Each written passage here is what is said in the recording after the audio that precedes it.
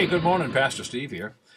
Kind of continue on with the thoughts here about Jacob and Esau. Back in Genesis 25:23, the Lord told Rebekah, two nations are in your womb, two manner of people will be separated from your bowels. The one people shall be stronger than the other, and listen here, the elder shall serve the younger. God told this couple, unless they didn't communicate at all, how things were going to be.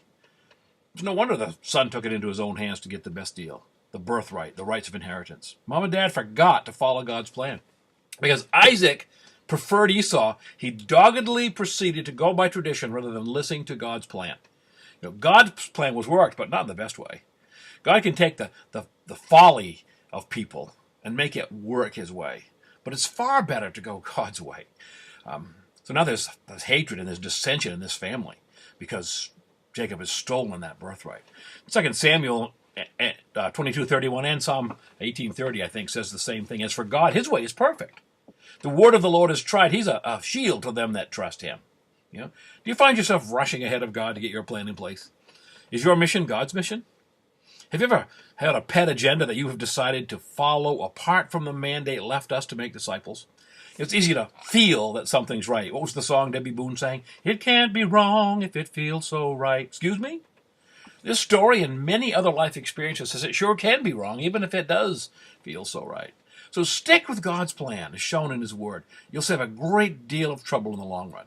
John Ortberg wrote, he said, my friend Jimmy and his son Davey were playing in the ocean down in Mexico while his family, wife, daughters, parents, and a cousin were on the beach. A rogue riptide swept Davey out to sea. Immediately, Jimmy started to do whatever he could to help Davey get back to shore.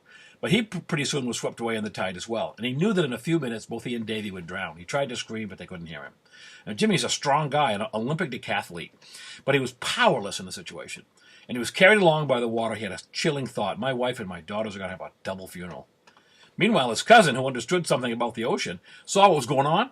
And he walked out into the water to a place where he knew there was a sandbar. And he stood way out there as far as he could. And he said, Jimmy and Davey, come to me. You come to me. If you try to do it your way, the way your gut tells you to overpower things, the shortest distance to the shore, you will die.